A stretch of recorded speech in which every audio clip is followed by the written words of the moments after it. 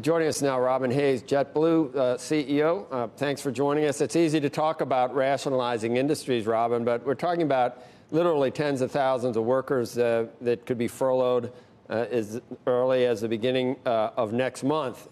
How we try to preserve those jobs, whether those jobs are preservable if capacity is down, in your case 55% or to 55%, and whether shareholders need to be protected and bailed out. We're seeing a lot of varying opinions here. We had someone yesterday, Robin, say, look, airlines can declare bankruptcy. They got lots of assets. They can raise money. Shareholders are not a special class.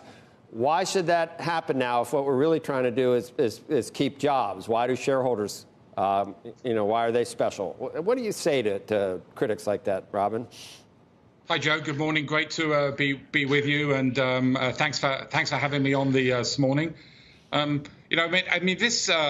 we've seen with this pandemic is nothing like the airline industry has ever seen before. And we've been through 9/11. We've been through the financial crisis back in 2008. And when I think right here in New York as JetBlue, how much our own crew members, our own people have done coming to work through this pandemic, bringing medical workers to New York. They've really been our heroes. And whilst medical workers have been on the front line of the pandemic, there's a whole supporting cast, and that includes airline employees. And when we look at how far we've come, I look back at back in April, we were at 3 to 4% of revenues. As we sit here in September, we're tracking about 30 to 35% of what we would normally do. So we've made some slow progress. And the question is really, is another extension of the payroll support program, is it a bridge to nowhere or is it a bridge to somewhere? And I passionately feel it's a bridge to somewhere. I do believe as we get into 21, the industry will significantly recover. Hopefully there's a good news on vaccines as we get into the early part of next year. We see improved therapeutics, and so many people, we all know them, have put off trips that they know they need to take. And so we don't need a full recovery in 21 for the industry to stand on its own 2 feet. We just need to get back to something closer to normal, and we can take it from there. And for all of the heroes and all of the people that work not just in the airline industry, but the travel and hospitality industry, they need us to help them through the next 6 months. So that's what this is about. This isn't about shareholders.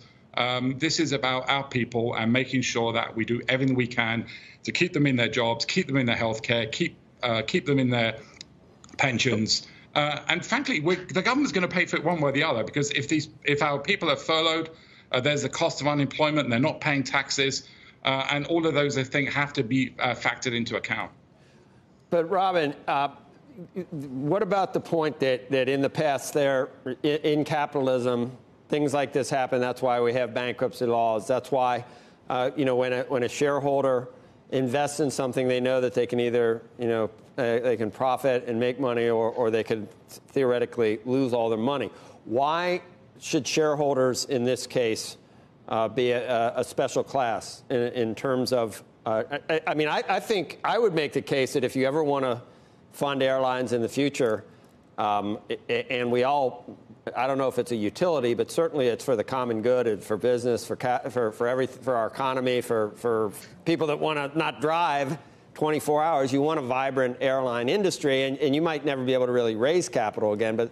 But a pure capitalist would say, this is what shareholders should expect. When things don't go right, you're not going to have any money left, and then we'll go into bankruptcy. You got lots of planes. You could borrow money. You could do it all on your own. You could emerge from this and maybe save just as many employees doing it that way. Why do it the other way with a bailout? So, of course, we've done a lot of that, Joe. We came into this in a pretty healthy, as a pretty healthy industry, at least here in the U.S. And, when I think about JetBlue, we came into this with unencumbered assets, a lot of airplanes. We've borrowed against all of those. We've used those as collateral. We've raised billions of dollars on our own. So we're certainly not here saying the government is the whole story.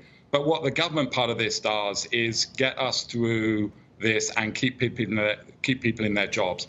When we did the original payroll support program back in early in the year, and we were sitting down with Treasury and we were sort of trying to understand the numbers of the payroll support program we got, about 70% of that, just under, It was a grant over about 30%, just under.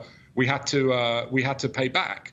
And when we look at the portion that was a grant, really, and you look at the numbers and you look at if you furlough people, the cost of that unemployment, the lost income into the tax system, this absolutely represents a really good deal. So this isn't about the shareholders. The shareholders I care most about are our own crew members. Over half of JetBlue crew members are shareholders. For them, it's a life-changing moment when our stock performs. So that's what we're focused on. We're focused on protecting jobs and making sure the industry is here to help the economy recover in 21.